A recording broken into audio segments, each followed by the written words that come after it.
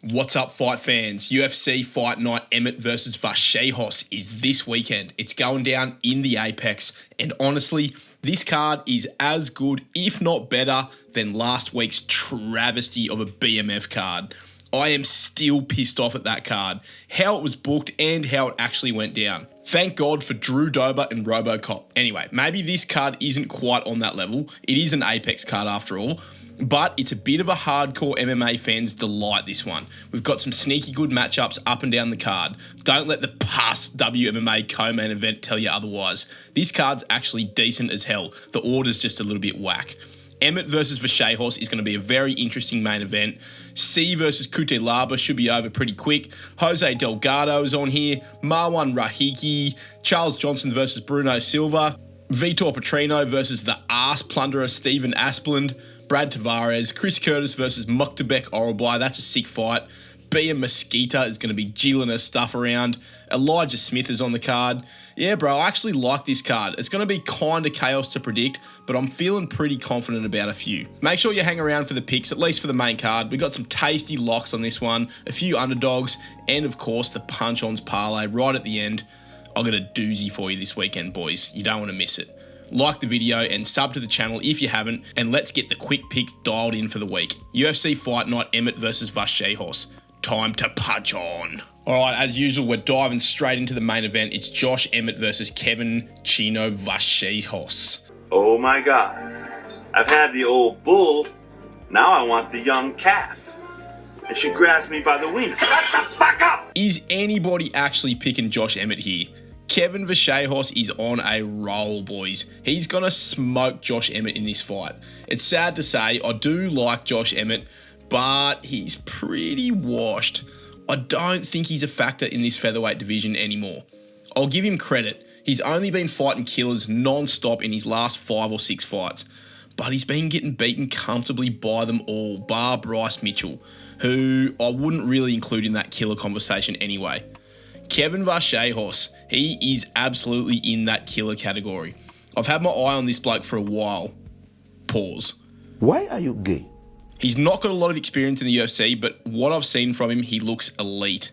Not a huge guy, 5'7" and a 68-inch reach, but he uses it well. He's good at getting himself into the pocket, and when he's there, he does excellent work and has got finishing power here at featherweight. He's the first guy to finish Giga Chikadze. Who does that? That was a nasty performance. I really liked that for Vallejos because Giga was just way longer and rangier than him, and he was doing pretty good with his kicks, but Vallejos just marched him down, was patient, took his best shots, found his range and landed the finishing blow. Just killer instinct activated and lights out Giga Chikadze. Nasty stuff. He's got a bit of a different challenge in front of him here though, Vallejos. A compact, powerful nugget of a man in Josh Emmett with a good chin, tons of experience and dangerous knockout power. It's going to be a good test for Vallejos, and you never know with Josh Emmett. If he lands that nuclear off switch, he could put absolutely anyone to sleep. But we just see Josh Emmett consistently coming up short against good opponents. He's been washed, in my opinion, ever since the interim title shot against Yair Rodriguez, and he's lost every fight since then except the Bryce Mitchell fight. He's only getting older as well, 41 years of age. Jesus Christ, how is he even getting sanctioned to fight Vallejos here? This is irresponsible matchmaking in my opinion, but I'm down for it. Josh Emmett should be fighting some unk and playing out his contract and then riding off into the sunset. Instead, he's been sacrificed to this stud Kevin Vallejos, who's undefeated except for a decision loss to Jean Silva, and we know how good Silva is. Yeah, I'd like to say Josh Emmett is an underdog pick here. I'm sure there's some good value on it. I think he's like $5 or something. But fellas, this one's a lock, I reckon. Vallejos should knock him out. I reckon he could beat him over 5 rounds as well, and I think he can submit him as well. Emmett has been submitted in 2 of his last 4 losses. I don't think Vallejos is a big submission guy, but he's got a couple of submission wins. It is interesting though, Emmett isn't really a guy to get knocked out. He's only been chinned once in his career by Jeremy Stephens a long time ago in 2018. Tough to confidently say he's going to get chinned here by Kevin Vallejos. If he was to get TKO'd, I could see it maybe being like an accumulation of damage. Emmett is pretty tough and durable. He took that 5-round beatdown from Ilia Topuria and survived, which is a credit to him. I still think it's definitely possible that Emmett gets KO'd, but the more likely option to me is a clear decision win for Vallejos. I think Kevin Vallejos will control the octagon, knock Emmett down a few times and put a bit of a whooping on him. Maybe threaten a submission or two, but I think Emmett will survive to the end. He's pretty tough. I reckon it's going to be a bit like the Ilya Topuria beaten, but maybe not quite as brutal. But it should be a clear 50-45, possibly 49-46 decision win for Kevin Vallejos. Look, it wouldn't completely shatter my reality if Emmett chins Vallejos somehow. Like I said, he's got that nuclear off switch, and Vallejos isn't as proven as some of the guys that Emmett's fought. But I've got to say, I've seen enough lately from Kevin Vallejos to get behind him. You better win your fight, because I'm coming on your ass, boy. I'm coming for that ass. What? Pause. And lock him in to get a big win over Josh Emmett in his first main event. So Vallejos by decision, but any outcome for Vallejos here would not surprise me whatsoever, including a KO, including a submission. The main event lock is in, boys. Let's do it. Let's punch on. Co-main, Amanda Lemos versus Jillian Robertson. This fight's okay for WMMA, honestly, but there's way better fights on this card that I reckon deserve to be here in the co-main event spot. This fight's been rescheduled, I think, a couple of times, or at least once. I feel like I've definitely predicted this fight before, and I think I went with Jillian Robertson by decision. I think Jillian is a lot better on the ground. Lemos has shown to be weak there. She's been mogged on the ground a few times by these chicks who can grapple, like Wei Li, Jandiroba, and Tatiana Suarez as well. I don't think Robertson is as good as any of those three, but she is pretty good on the ground, pretty strong, and she's got legitimately good technique on the ground there. Lemos handles her on the feet comfortably, so she could put one on her chin early and get it done. She's got really good power, and Jillian Robertson won't want to be on the feet for too long. But Robertson has good enough takedowns. Lemos has consistently shown to be vulnerable enough in the grappling that if Robertson gets it there, and I think she will at some point, she should keep Lemos there, who just isn't the best at getting back up.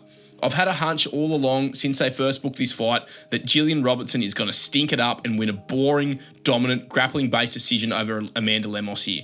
And nothing has changed my mind. I don't know why this is a co-main event when you've got some exciting prospects on the card here like Jose Delgado, Stephen Asplund, and Mukhtabek Orolbai and others on this card. But hey, the UFC is owned by Disney. It's broadcast on Paramount Plus. It's 2026. Here we fucking are. So anyway, all that aside, I'm going with Jillian Robertson by decision. Maybe she submits her, but maybe she gets chinned as well. Who knows? We'll go with Robertson by decision. E1 Cutelaba versus Umar C. Banger alert. Always keen for an E1 Cutelaba fight, boys. This guy is a psycho. I love watching his brand of violence, and he's always down to make an entertaining scrap. Umar C. This guy has pissed me off in the past, but he's brought it back with a few solid performances lately, or one at least anyway. He's coming off that nasty TKO win over Brenderson Hiberio, which is nothing to write home about, but he looked a lot more dangerous and composed in that fight than he did in his disappointing performance against Alonzo Menafield. This one should be explosive. I think someone's getting chinned. I can see Cutelaba blitzing in, trying to get it done early, and probably getting clipped by the more patient, technical Umar C. I think C has the power to put Cutelaba away with one of the first punches he lands, and I just think Cutelaba is there to be hit when he crashes in. So I'm predicting a very early round one highlight reel TKO for Umar C. I could even see like a head kick or a stepping elbow or just something crazy happening in this one. The index is up high on this one. I can feel it, but I hope for entertainment's sake we get 3 rounds and another good test for Umar C. C by TKO is the pick, but I'm expecting something to be real fucked up in this fight for some reason. Andre Fili versus Jose Delgado. Pretty sick fight this too. Jose Delgado is legit. He's going to be hungry to get back in the winner's column after dropping his last one to Nathaniel Wood in a close fight. Could have gone either way, that one. I don't think that was the best performance at all from Jose Delgado. And Nathaniel Wood, he's a dog and he's pretty underrated at featherweight. Andre Fili, it's pretty tough to predict his fight. He's got a lot of potential, but he seems to choke a lot. He loses to good guys, very vulnerable to being finished, and Jose Delgado is an out-and-out finisher. He's got nasty, fast hands, and I think he's going to put him on Andre touchy-feely here. I think Jose Delgado hits him with the kiss of death, puts one on Andre Fili's chin early on, late round 1, early round 2, and sleeps Andre Fili bad. I think he's too young, too fast, too powerful. Fili's there to be hit. He's not that durable, and yeah, I don't see this one going any other way.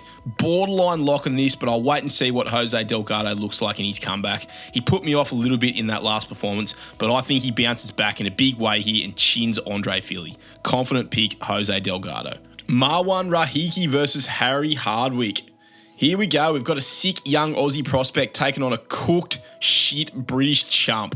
1 + 1 = 2, boys. Marwan Rahiki is going to put hands on this man. Knees probably as well. A few leg kicks too. Should be in the game plan after seeing that last performance from Harry Hardwick.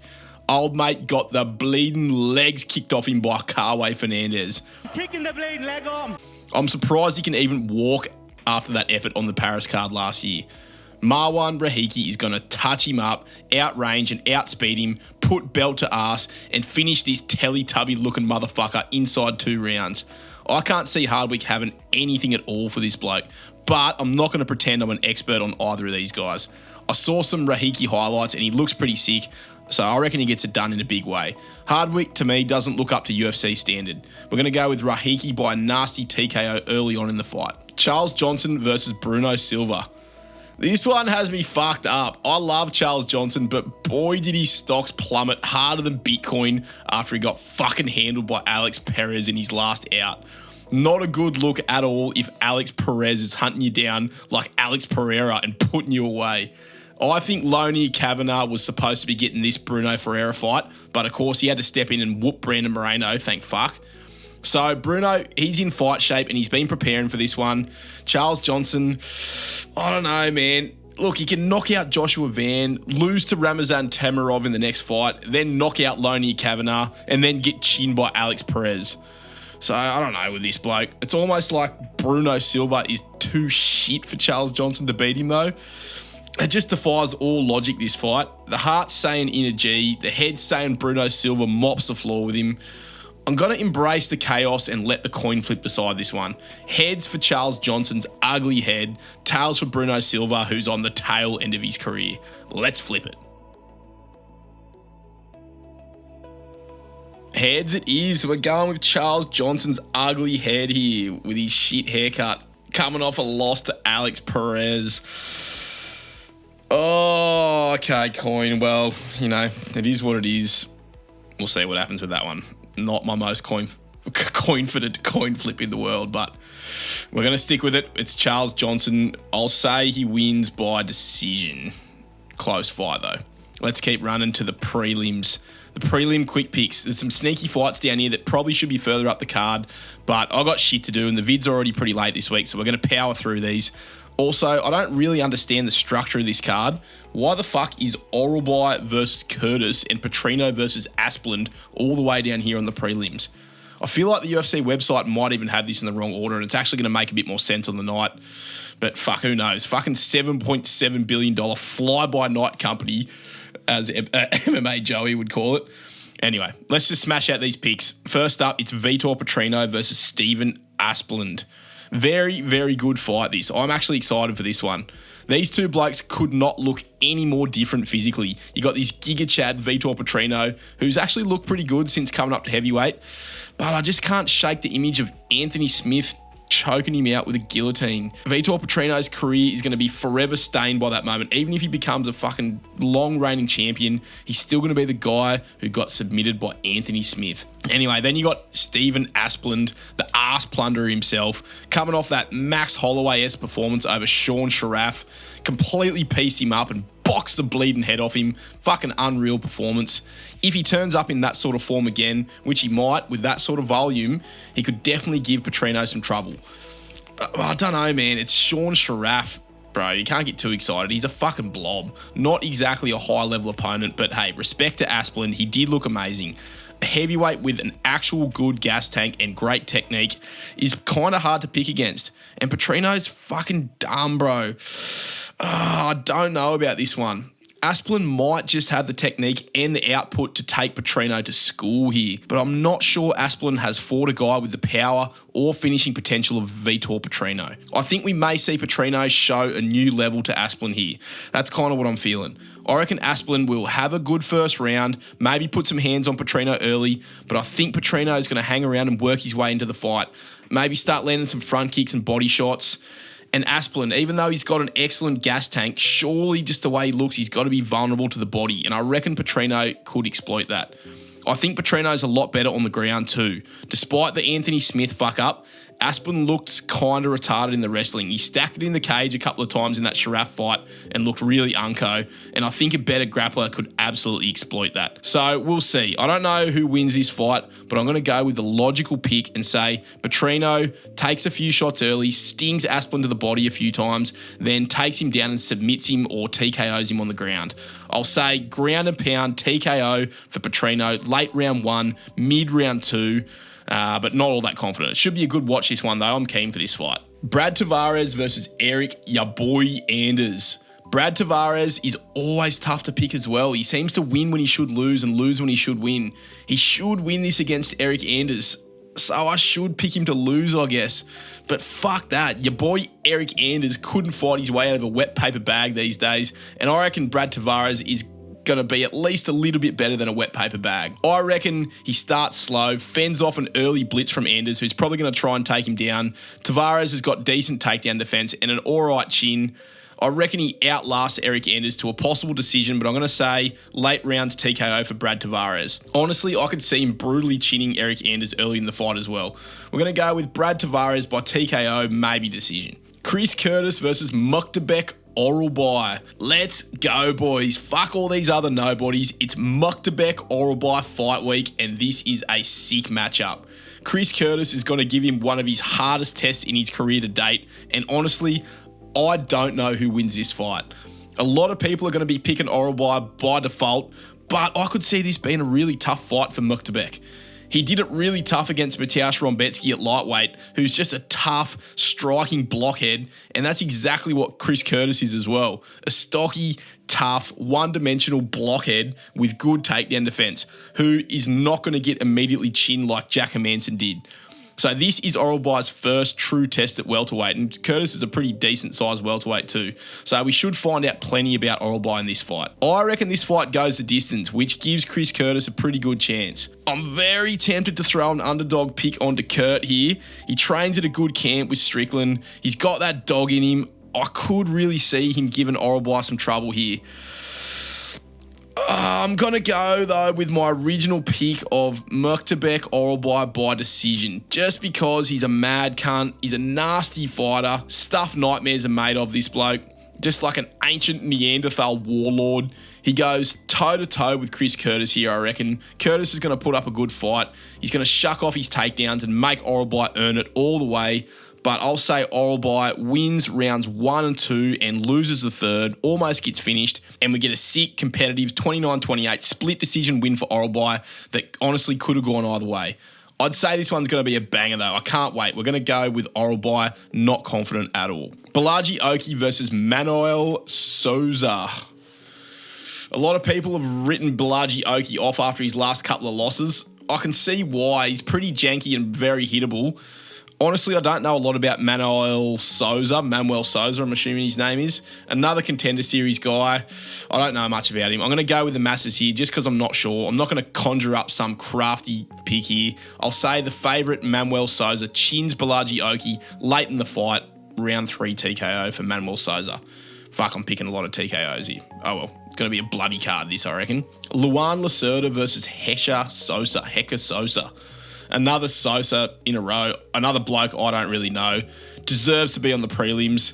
Luan Lacerda, I've seen him fight. He's all right, but he's only really beaten bums. I think his last one was against Simon Oliveira, one of the worst fighters in UFC history, and he gave Lacerda a couple of problems in that fight, if I remember correctly. I'm just feeling the Sosas on this card, boys. I've chopped and changed a bit with these, but it's not really worth my time thinking about it. I'll give both of the upcoming guys from the Contender Series named Sosa a chance. The Contender Series guys have been doing pretty well lately. I'll say Heka Sosa, the Spaniard, shows up and puts hands on Luan Lacerda, but Lacerda has a crack and makes it a scrap. I'll go 29-28 decision win for Heka Sosa, however the fuck you say it. I reckon that's the pick, but who knows really with this one. That's why it's deep down in the prelims of this Apex card. Bia Mesquita versus Montserrat Rendon. This one, though, I reckon I've got this fight dialed with a double D. Bia Mesquita is going to smother Montserrat Rendon in this fight. Honestly, this may be one of the greatest pieces of women's bantamweight matchmaking of all time. This is why we keep this division around. Bia Mesquita. She actually looked like a world beater in her last fight. She fucking mollywopped the Russian Ronda, Arena Alexeva, I think her name is, and she actually got her cut from the UFC. It was that bad. Even though Montserrat Rendon is coming off a win too over that complete fucking fraud Alice Pereira, I think her big one-fight win streak comes to a stop here. I've got Bia Mesquita shooting a double leg, picking Rendon up, dumping her down, and laying down an epic beatdown. TKO or submission in round 1. I'll go with a rear naked choke after Rendon covers up from taking too much damage, bleeding everywhere, tits everywhere. She gives up her back and Bia Mesquita obliges and takes the neck for a nasty finish. I'm locking in Bia Mesquita. I think this may be my first ever WMMA lock. Let's see how it goes. Confident pick of Bia Mesquita here. Elijah Smith versus Su Young Yu. Whoa, we're coming in with another lock here, boys. Elijah Smith is going to destroy you. Yes, you in this fight. This guy's a future problem and he's going to be too much for you.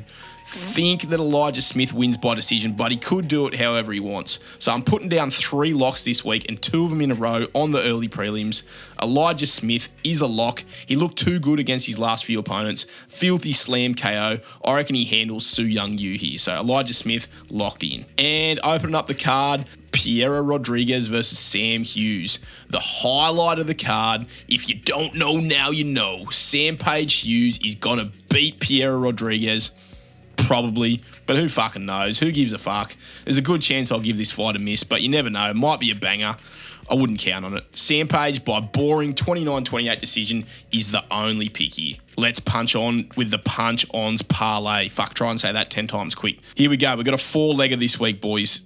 Didn't do much chop last week. Max Holloway let us all down. Sold all of our parlays. But here we are with a 4-legger that's a little juicy 4-legger, paying about $4 this week. So this one, it's nice and safe, but I reckon it's got a bit of value in it still too. So we're going to go with first leg, Elijah Smith, just to win. I think he's got options here. We're going to go with Elijah Smith to win. Second leg is Bia Mesquita, and I think she also just wins somehow too. Like, you could go with double chance TKO submission here. She is a finisher. She's good on the ground. I think she's going to mog Montserrat Rendon on the ground. But Rendon is pretty tough too, and she could last it. And at the end of the day, it's WMMA. A lot of them go decision. So just going to go win for Bia Mesquita as well. Jose Delgado, we're going to put a method on this guy. He didn't do so good in his last fight, but I'm pretty confident this weekend that he chins Andre Fili. Fili's very hittable, and Delgado's got that nasty power. So I reckon Delgado gets this one done by TKO. He's the third leg. And the fourth leg is Kevin Vallejos, a very confident pick here in the main event. A lock, in fact. I just don't know how he's going to get it done. Decision, like probably, like, you know, you could go double chance, TKO or decision, but Emmett does get finished by submission, and even though Vallejos isn't a submission guy, he could just get a club and sub. Emmett could just lay on his back and give up at some point. So I'm just going to go with Kevin Vallejos win. You knock those fellas in your and ladies in your sports bet app or whatever app you use, you're going to get a nice tasty little 4-legger for $4 round about that mark. So we'll see how that plays out throughout the week, but there's the Punch Ons Parlay for this week. I'll chuck it up on my Instagram too for you fucking lazy cunts who don't watch to the end. And that will do it, boys, for the UFC Fight Night Emmett versus Vallejos. Full card picks this week. I reckon we got a good week of picks coming here, boys. We went 6-6 last week. Not my finest hour. This week I'm feeling double digits in the win column. I reckon it should be a sick card. Hardcore friendly. I'm looking forward to kicking back and watching this one. Hope you blokes enjoyed the vid. Like the vid. Subscribe. Give us a like on Instagram at Punch Ons MMA. And I'll see you blokes on the next fucking disaster balls up of a video. Punch on.